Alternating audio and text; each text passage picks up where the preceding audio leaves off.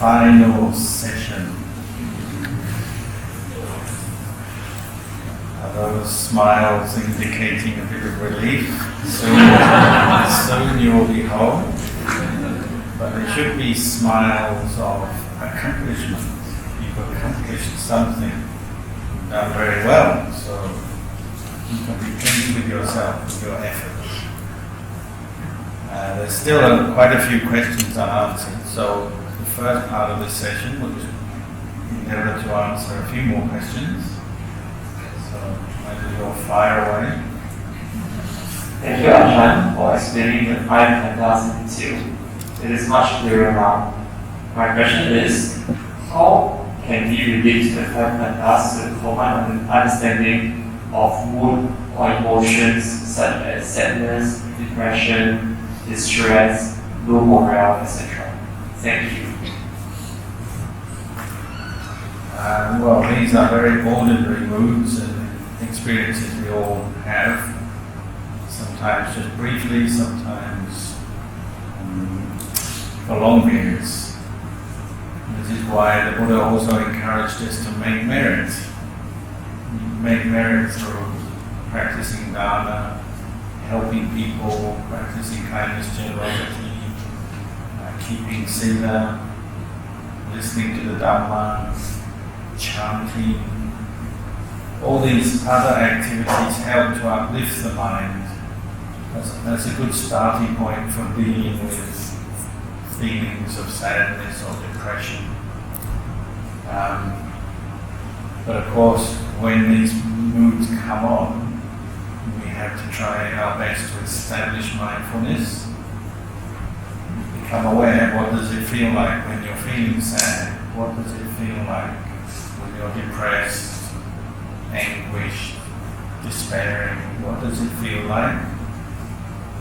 Once your mindfulness is there, so if you have a meditation object such as the breath, you may take some time to just try and put your attention on the breath. At the very least, take some deep breaths, bring the mind to the present moment, and know, oh, now I'm feeling depressed. It feels like this.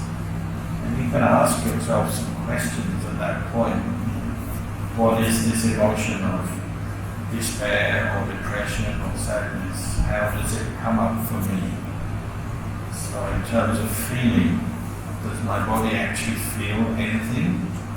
Well, sometimes it does, doesn't it? If you have a very strong mood, it can affect your body, tension, get certain chemical changes, hormones come out. But sometimes not. Sometimes there's nothing you can feel in your body. It's all in the mind.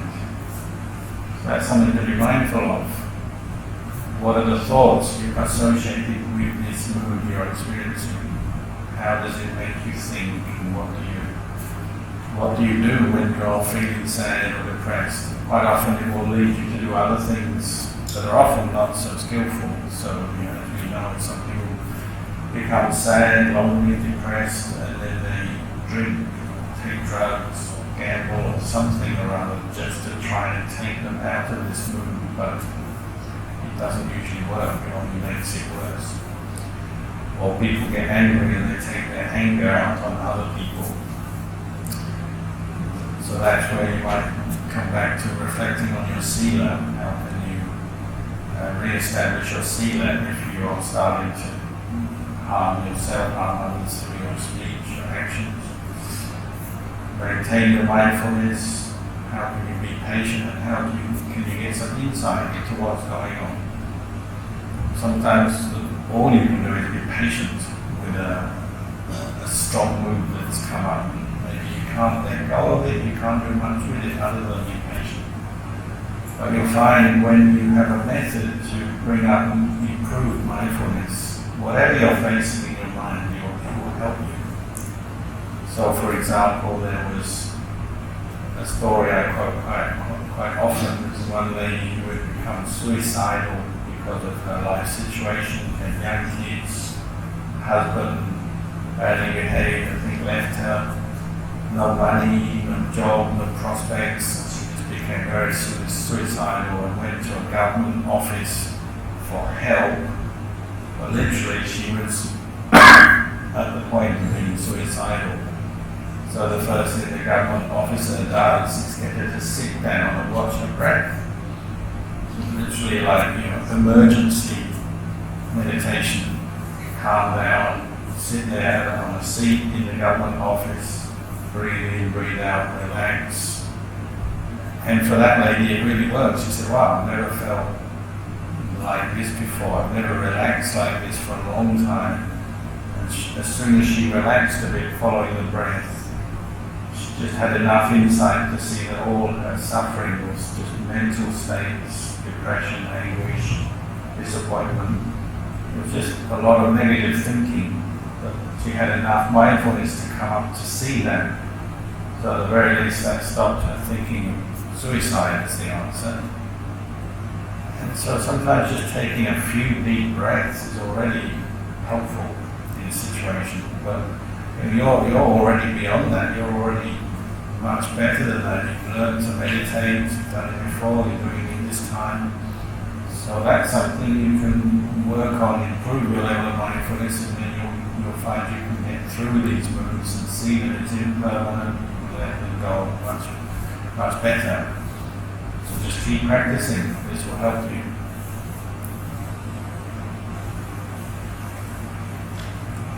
Rosen Ajahn, how can we influence our family and friends who are non-Buddhist to have loving kindness? I find loving kindness very important and helpful to me. Loving kindness breeds loving kindness. If you practice that every day, that will help you to be more tolerant and sensitive to the people you live with. That's only going to have a good effect on them, just as it has a good effect on you. But how quickly you see results, or how quickly it improves relationships and situations, well, that depends on a few different things. It depends on you, how strong your practice of loving kindness is, how skilled you are with it, and it depends on the person around, the people around you, how responsive they are when you practice loving kindness, whether they even notice or not. But unfortunately, some people are very confused, scattered, and they just don't even notice it when you have loving kindness for them, or they're not very grateful or appreciative sometimes.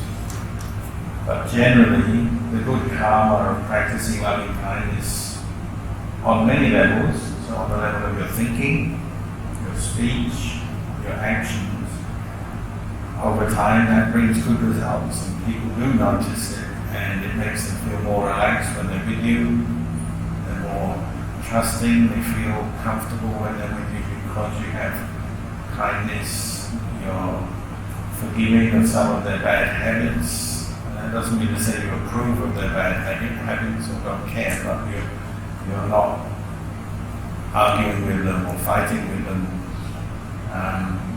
As you practice loving kindness, you become more sensitive to people, so you don't deliberately provoke them, or maybe you're feeling a bit tired or angry, someone else is there, but because you practice loving kindness, you have enough awareness not to take your anger out on them. And the people you live with, usually they appreciate that. Sometimes they go too far, they take advantage of it, true, but usually they're benefiting, and they appreciate that. So it develops a better experience in your workplace or your home. But don't be deluded in the way you think about it. You may have some relatives who are very difficult to talk to, difficult people, and you practice loving kindness. Don't expect them to just change because you're practicing loving kindness. They may not change much at all, but you are changing. So the way you relate to them and deal with them improves, and that's good for you, and maybe it can help them as well. It may take time, but it's sometimes people become a little too idealistic, expect too much from their metta or loving kindness practice, and they spread metta to the family. Then they wonder why the family are all exactly the same as they were before. My metta don't look good. So then they get disappointed and say, well, what's the point of having metta anyway? It's very easy to fall into that. Or they get burnt out trying to help people and do good, and then they get really tired and exhausted. So you have to manage expectations, and you have to treat yourself well as treating others well. You're also one person. So your metta isn't just about you being and helping all the time, it's also about looking after yourself so that you can help others. So there's quite a few things you learn with the practice of metta. And you have to manage your expectations so that you don't just assume metta is going to fix everything or change every problem or solve every problem, but it helps give you the right frame of mind to find solutions. And if you have some close relationship with somebody, then if you've fallen out or they're angry with you or there's some disagreement, if you've been close in the past, when you practice metta, often that brings you back again quite quickly. You recover the relationship, or you forgive, let go, move on quicker because you have metta. You see that all the time. Whereas some people, they have very little previous karma together, so when they fall out or there's some clash or competition, even when you have metta, one side has metta, the other side doesn't respond, then there's nothing to be done. You just have to accept the relationship cannot improve or cannot be repaired. So we also practice metta with upekkha, equanimity, and that's where you're accepting karma and the fruits of karma, and sometimes you can help someone and improve the situation, but sometimes there's not much you can do. And you accept that, so you don't get stressed by the fact that you can't help someone. It's not that you don't want to help them, but you realize the limitations of your situation, so then you accept it. And you do your best, but you don't get too many high expectations, because you realize this person can't help them much.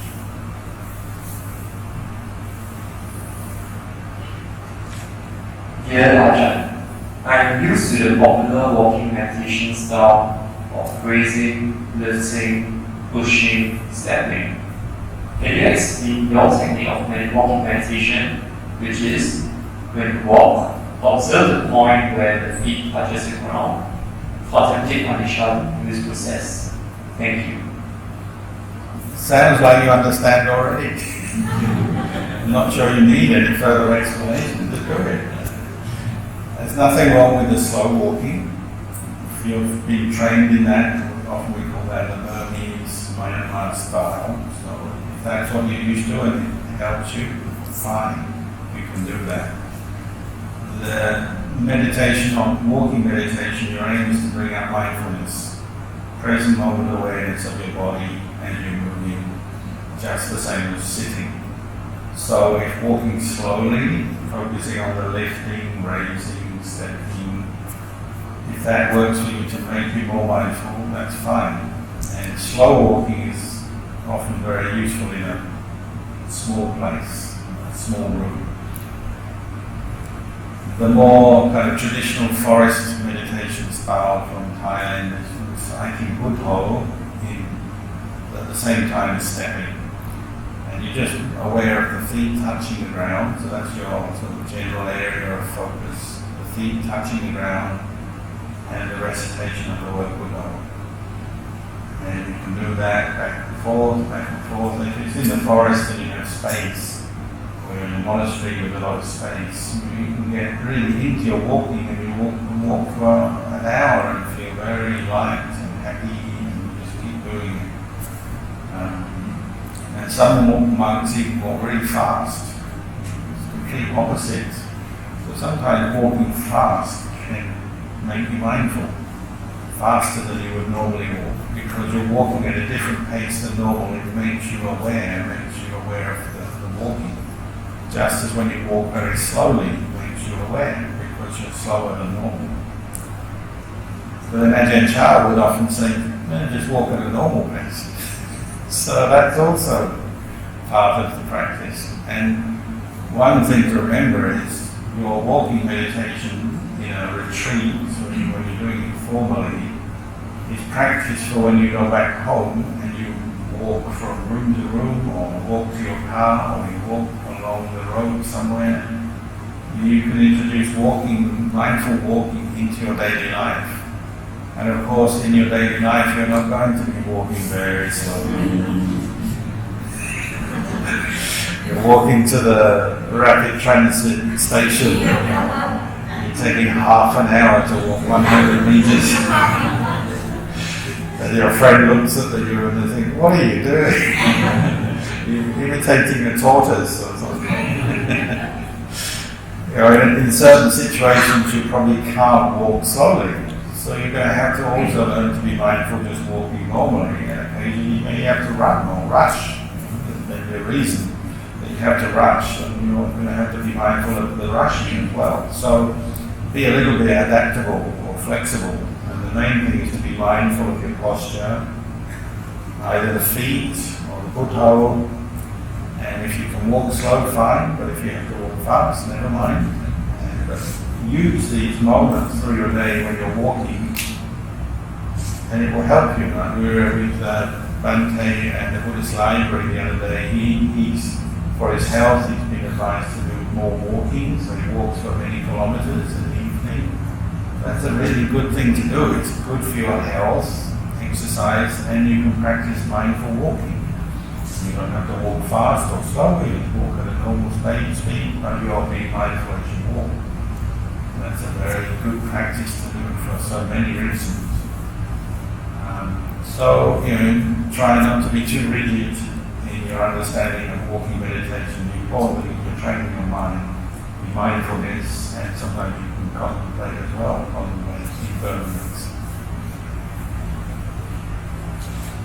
Dear Ajahn, since young, I was brought up to develop a strong sense of self. When I try to practice letting go of the self, I feel a loss of my self-identity. How should I practice and yet not lose my sense of identity with gratitude? Yeah, that's a very good point. I think everyone experiences this problem. Our whole cultural conditioning and upbringing is to produce this sense of self. To be successful, to be somebody. And that's exaggerated by things like social media and your CV and who you are and who you think you are and who you would like to be. Everyone's thinking like this, aren't they? But when you practice mindfulness, obviously you're bringing your mind to the present moment, and you're not thinking of who you are, you're just observing body, feelings, thoughts from a slightly different angle, from the place of detached awareness. So it will affect how you observe yourself or the idea of self. But one thing that helps in the Buddhist teachings is that before you practice letting go of self, the Buddha encourages us to develop a good self, a happy self, a sense of well-being. That's why we start with dana, sila, loving kindness, compassion, mudita, sympathetic joy, equanimity. We reflect on karma. And when you reflect on the law of karma, cause and effect, you're using the idea of self, aren't you? I am making karma, good karma, bad karma. I am receiving the fruits of my good or bad karma. So in the beginning of our practice, we use the idea of self as a tool, as a way of communicating and understanding experience, and that's okay. And you cultivate good karma, don't you? You make good karma through your actions, your speech, and that brings you some happiness. When your self is feeling more relaxed, more happy, it's much easier to practice mindfulness, to practice vipassana, reflect on the impermanent nature of things, and ultimately to let go of the idea of self, which is another impermanent mental state or idea, isn't it? If you're feeling good, then you can do it more easily than when you're stressed. When you're stressed, you have to calm down first. So it's a step-by-step process. So you might say the easy, simple way of looking at it is develop the good self first, then when you're ready, you'll be able to let go of self, one step at a time.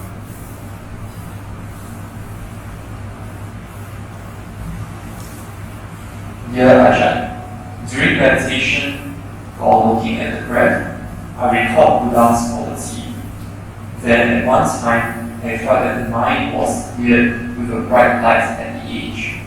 My breath became short and fast. I kept the mind to go to my breath and the quality of the Buddha. After a while, it became soft and the mind was in a very spacious space, so bright and peaceful. It was a very nice feeling. Please advise what is that experience at hand? What should I do? Sadhu, sadhu, sadhu.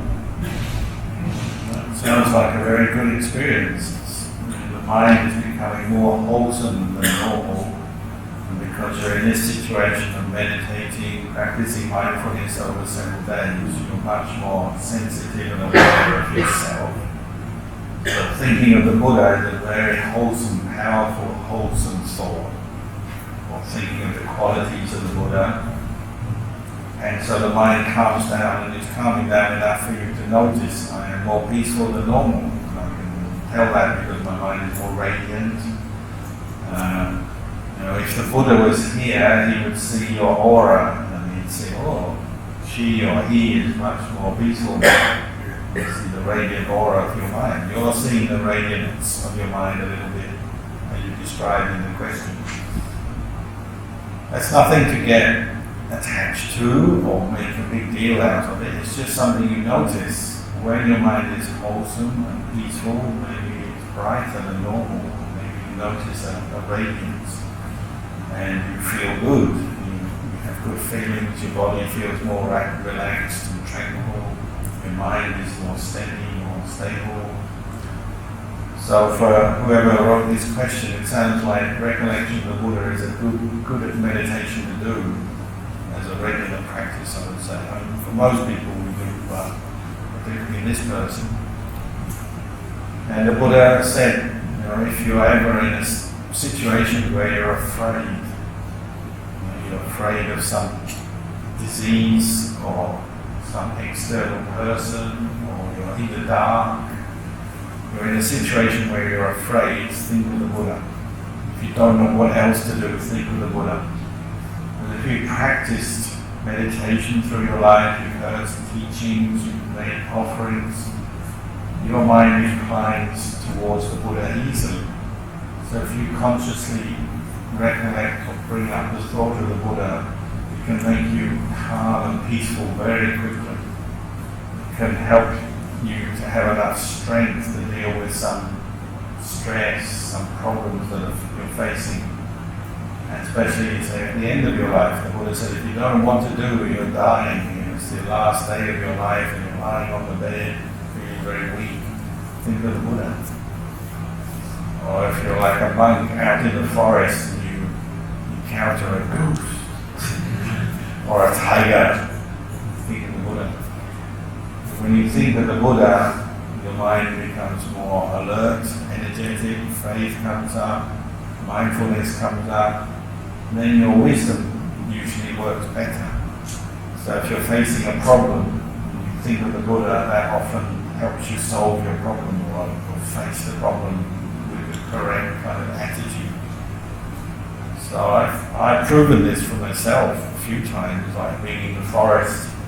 At one time a bear ran at me as fast as he could. It was in the middle of the night, I was walking back and forth, doing the meditation, just like we've been doing, we'll go, back and forth. And I heard this big crashing noise, like, uh-oh. So I stopped, and out of the jungle one side, bear comes running at me as fast as he could. And I'm like, what do I do? I think of the Buddha. I think of the Buddha, calm myself. I'm a monk, I'm not going to fight the bear. And I didn't think of running away because they always say if you run away, maybe we'll chase you. So I thought, well, I'll just stand here and I'll think of the Buddha, my teacher. And the bear ran right up towards me as fast as he could. So like, he's coming towards me, just, what's going to happen next? And when he reached like 1 or 2 meters, he just stopped and looked at me.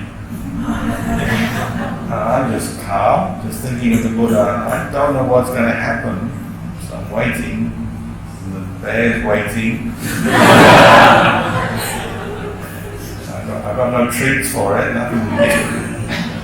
So I just stood there watching, and the bear, you know how bears, they go from left to right a little bit. I don't know if you notice them, there's a little look, and they're going like this.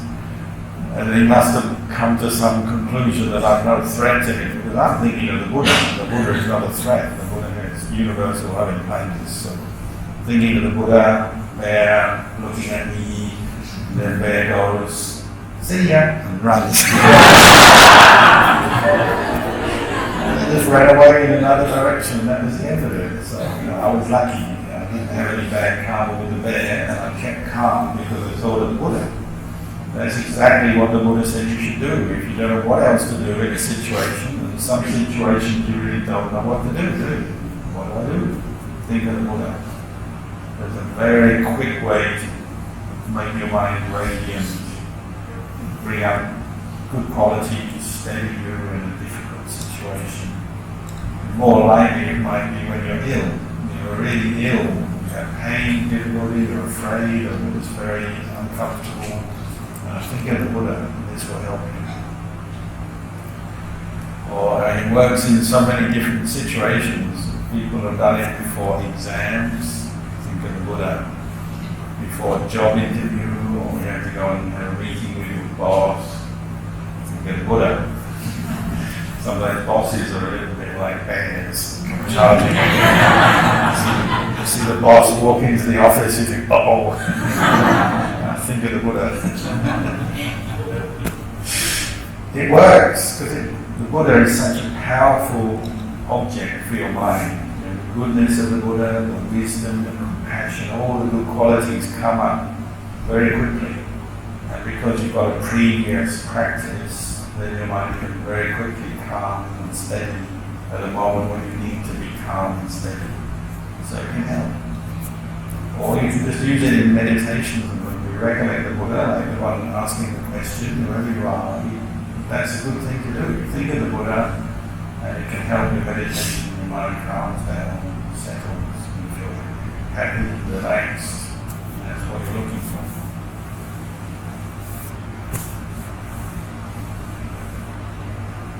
Dear Ajahn, during walking meditation, I noticed that the very act of walking itself is very complicated.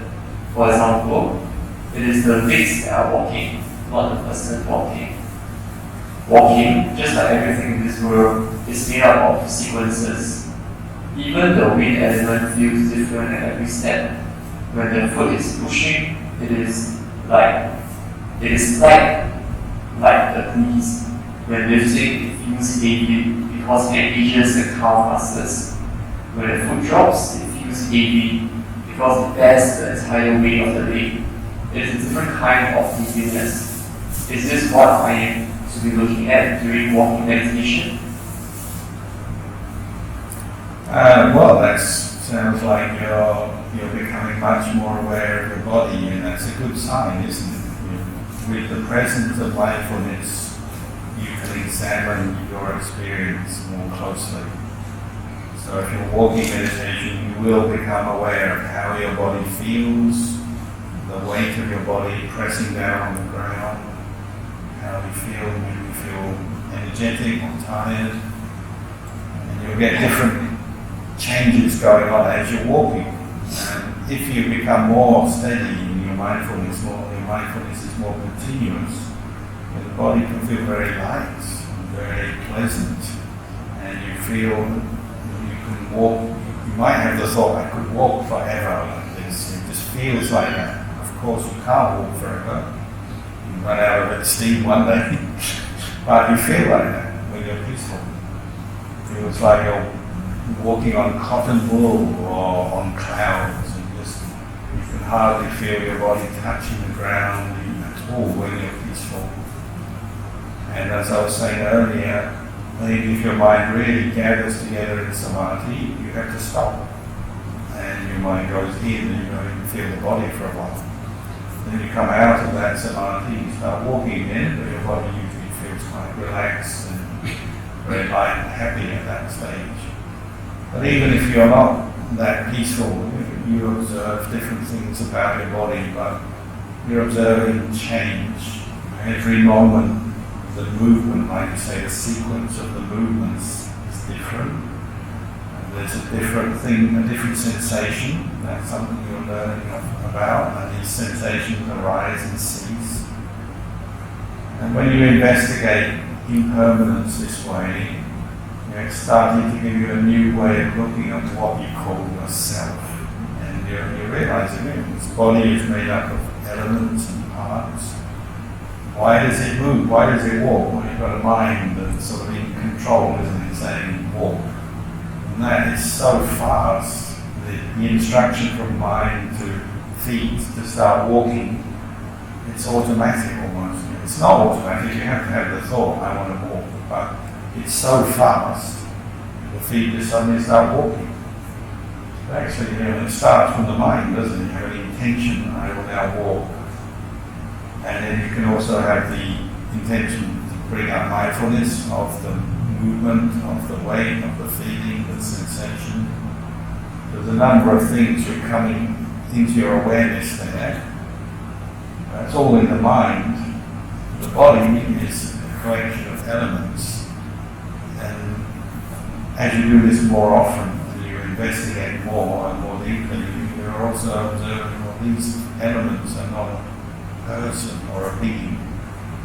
And sometimes you even have the feeling like you're walking, but there's no body or no person walking. You know you're walking, you can see it and feel it, but the sense of self-identity disappears.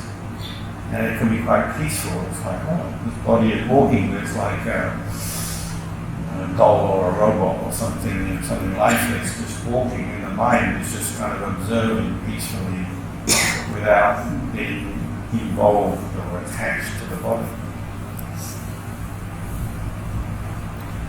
So these are all experiences for you to investigate and practice. You don't have to create them, you don't have to make anything special happen. All you need is mindfulness directed to your body when you're walking. And then your own intelligence, your own understanding will start to grow from that. Of course, you can focus on other things while you're walking. You can be aware of thoughts coming and going and different mental states as well. It's not that you only focus on the body itself, but the body is usually where you start, isn't it? So you're aware of your body moving.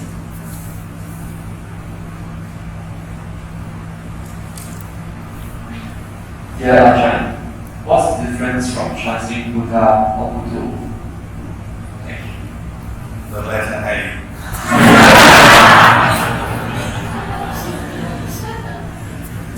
Again, if you're mindful chanting Buddha, fine, good. That can bring you to samadhi.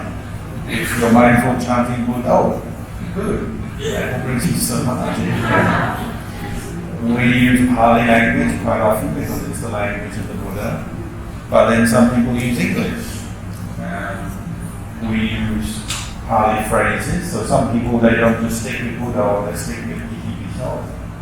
Iti-Piso, Bhagava, Arahant, Samma, Sambuddho, Vijacharana, Sampanno, Sukhato, Lokavidu, Anuttara Purisa Dhammasarati, Sathadeva Manasam, Buddho, Bhagavan. So you got Buddha in there, but you chant the whole phrase. You've got some room to be flexible with these things. The important thing is that you do it with faith, effort, mindfulness. So whether it's one word, maybe you could chant Dhamma. People do Dhamma, Dhamma, Dhamma, Dhamma. Sangha, Sangha, Sangha, Sangha. Or a word in English. I don't mind to use the word up there. It's like peace, peace, peace, peace, peace. Or let go, let go, let go, let go.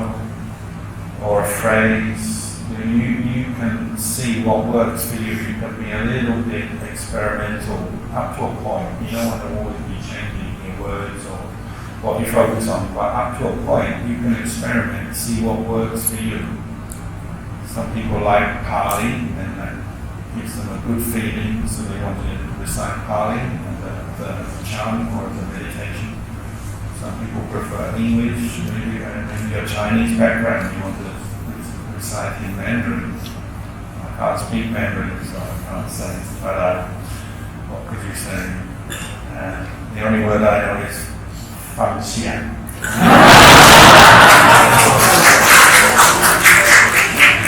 So as you're walking through Singapore or Chinatown, you'll Fan Xian. You see all the mooncake festivals with the nice food in Fan Xian. Keep your eyes down. As us last night, walking past all the tables with the food and just eyes down. Whatever works, you can experiment with any language. Because the Buddhist, the teachings of the Buddha are universal, and he didn't say that they're only for people living in northern India who speak Palelai. The Buddha knew they would spread, and different languages would be used to spread Buddhism. So it's not restricted to one language. So you can experiment and see what works for you.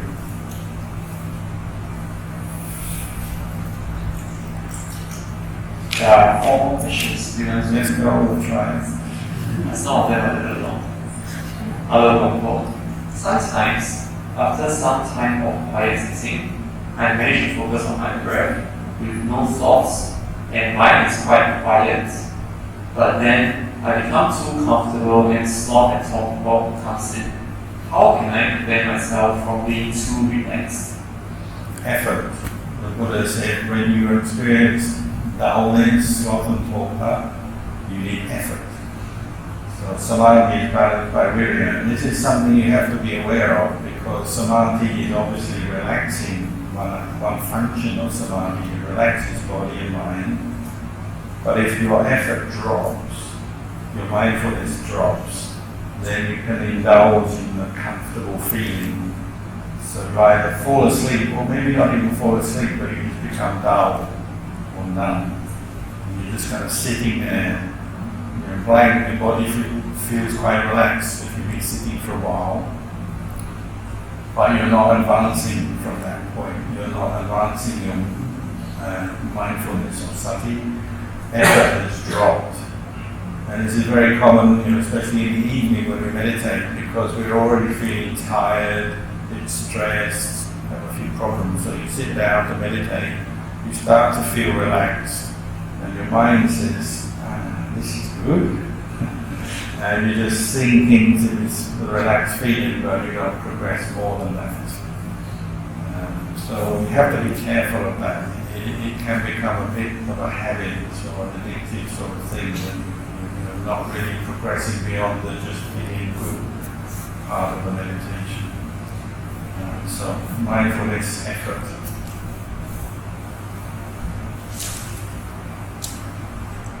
Hi Ajahn. Is the karma of having abortion as deeply as killing another human being? Thank you.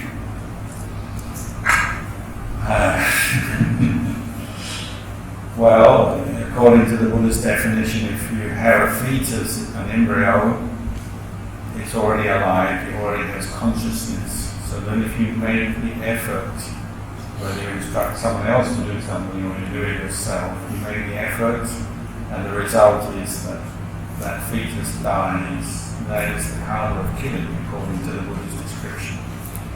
I know there will be different situations where people say someone is ill or raped or whatever, and I know there's all these different situations. And so each situation has to be considered and discussed, but the actual factors of killing are fulfilled with an abortion, usually speaking.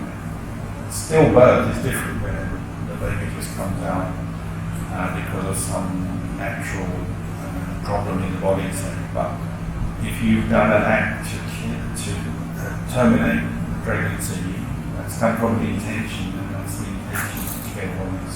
If the result is the baby dies, then it's fulfilled the factors of killing. So unfortunately that is some karma there. It's still up to you whether you do it or not, but if you were to do that, you have to take that responsibility that you've killed another being, because just sort of in a storybook approach. Imagine you die from this life and you have a consciousness, you'll be seeking a new birth. If you could talk about it, if we could invite a ghost here, what they call a Sambhawesi. Invite a Sambhawesi here and say, do you want to be born? And they would say, yes, I want to be born. Because that's what your consciousness desires at death, is to stay alive, isn't it? So you take that into your next life, you want to be born. So imagine you've been waiting around for birth, and the Buddha said there are lots and lots of Sambhawesi waiting to be born. Almost like competition. It's a bit like trying to get a visa into Singapore or some other country where everyone's queuing up, can I get my visa, can I get my visa, and then you're born into that country. It's a bit like that. There's queues of Sambhawesi waiting for their child to be born. So if, for whatever reason, you terminate the pregnancy, that's what that Sambhawesi, that embryo in the consciousness is going to feel. Is why? Why me? I've got this chance to be born. Why are you terminating? As I said, I'm just describing a very simplistic kind of fairy tale type of way, but basically that's what it is, isn't it? You're terminating a being who wants to be born. And why can I say that? Well, because sometimes women or men they're involved with, or their families as well, come along and they decide should we abort or not, and they decide to keep the baby. And they have the baby, and the baby grows up. And then you ask that person who's grown up, are you happy that you grew up and you were alive and you weren't aborted? And they always say yes. And I can speak from personal experience. I know people who have come to me saying they're going to abort. I said, have you thought about not aborting? Have you considered it? Give it a go? And then they go through with the pregnancy and they have the baby, and there's now babies, or who are now 15, 20-year-old men and women coming to the monastery who would have been aborted, but they weren't. And now they're doing all kinds of good things in their life. And that's just my personal small experience. But I know there's projects where people are receiving babies who would have been aborted, but they set up charities to bring them up as orphans. Maybe there's a reason why the parents want to abort. You understand that before, or there's some problem. But the baby is born, but the parents can't afford to keep it or look after it for whatever reason, so they give it to the charity. It's brought up as an orphan. It's got to be better than an abortion. So the baby gets a chance to be born if it's a healthy baby. I know there's other issues to do with abortion, like health issues, babies that are not complete or healthy. I know there's many factors in this, but there are also many babies who have not been aborted, who almost got aborted, who were brought up and then they got on to do a lot of good things.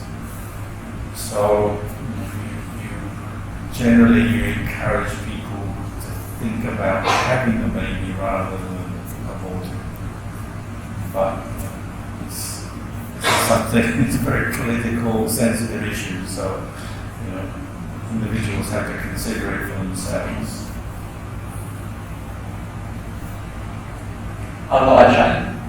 Universal Manasikara is wise reflection or wise attention, and Paticca Samuppada is dependent origination. Paticca Samuppada has strong links, which is Sukha, Pariliva, Dukkha, Domanasa, Upasaya, Eva, Itasa, Kevalasa, Dukkha, Kandasana, Samudaya, Bodhi. Thus, Yuriso Manasikara refers to Paticca Samuppada, sorrow, limitation, being, grief, and despair. Thus, this is the rising of whole collection of suffering. Thank you, Ajahn.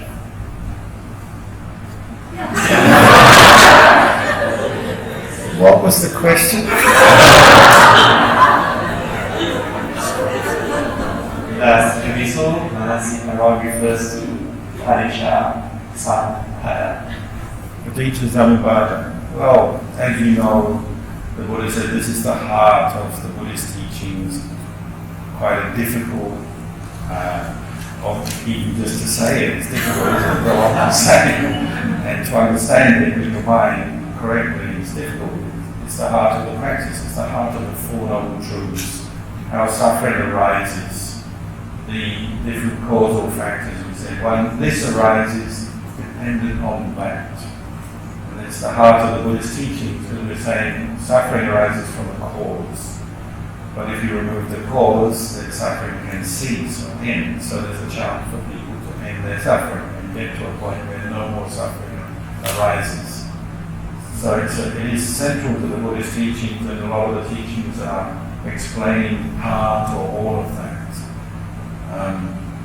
So it's definitely something worth listening to. There's endless talks on YouTube you can listen to, explanations. There's books, good books you can read. Like Ajahn Kalyano was one teacher I studied with a little bit, and he loved to talk about this. So any of his books or translated talks, which there are available, they're very good. And there's many other teachers who will explain it. And as you're reflecting on the teacher Samubhada, even just learning the terms, these Pali words we just heard, learning the terms, it's kind of teaching you Dhamma, isn't it? It's helping you to reflect on the Dhamma. So we call this Yoniso Manasikara, understanding the cause of things.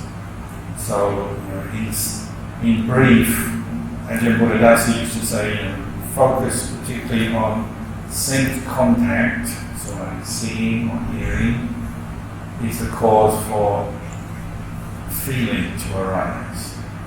So every time you see or hear or touch, smell, taste, or have a mental concept or image or thought arise in your mind, it's accompanied by feeling. And feeling is the cause for craving. Craving arises dependent on feeling. Because there is feeling, there is craving. I'm summarizing here, the actual origin of it, all the problems is ignorance. Ignorance of the Four Noble Truths, unawareness. So when the mind is conditioned by ignorance, your sense contact happens, Vedana, feeling, pleasant, unpleasant feeling arises, and this stimulates craving because of the presence of ignorance. So that's why you see something you like, you go, if you're good, I want that. You see something you don't like, you go, I don't want that. You smell something fragrant or something horrible, you hear pleasant sounds, or you hear the music from the music, the Mooncake Festival. Why can't that guy sing in tune? That's the teacher Samubhada in practice, isn't it? You hear things, you see things, this is sense contact, gives rise to feeling. Ajahn Buddhadasa said that's where you have to establish your mindfulness. So that's why you need the mindfulness over and over again. It's really boring, I know. Monks just tell you be mindful, be mindful. But the point is so you can be mindful as the teacher Samubhada is spinning. We talk about it like a wheel spinning. And you keep falling into suffering. And this last phrase that he said is Soka Palelai Dukkha Supayas. Sorrow, lamentation, pain, grief, despair. So it covers everything. It's not like one particular kind of suffering, it's every kind of suffering. The teacher Samubhada is explaining how all of that happens. How you end up being angry, feeling sad, being caught up in greed and wanting things and then not getting what you want, so you feel frustrated.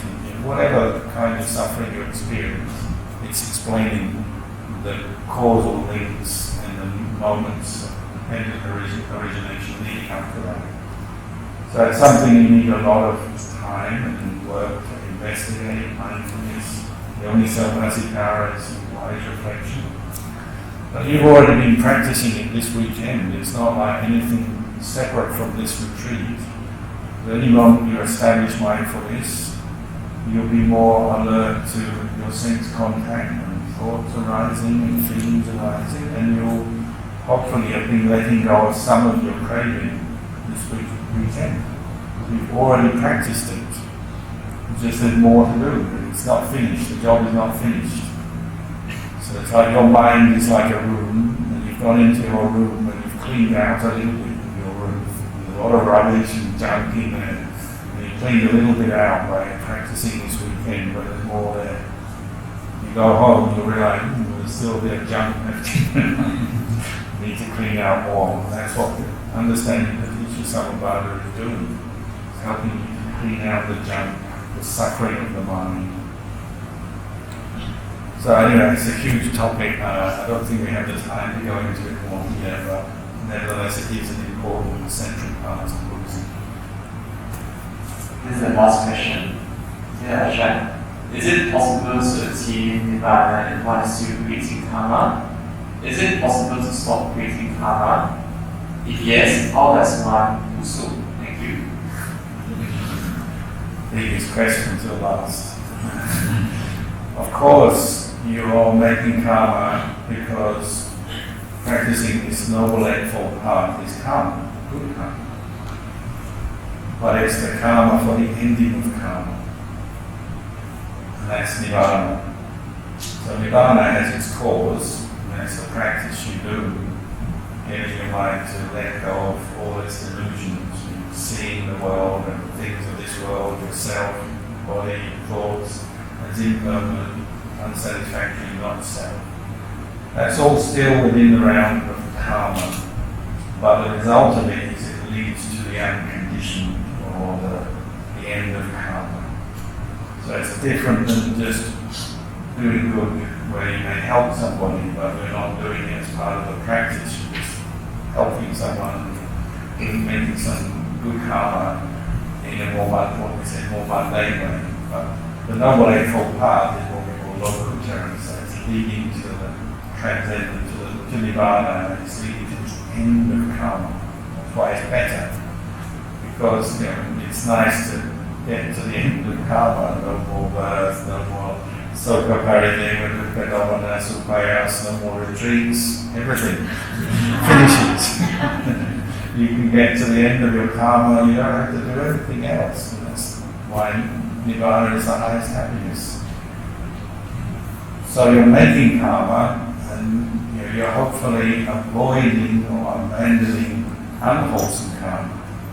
And that's the first thing, is to stop making unwholesome karma.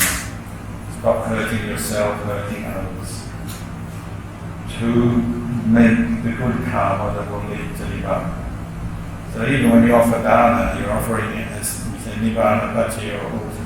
You're making this offering to let go of some of your attachment so that you can get closer to Nibbana.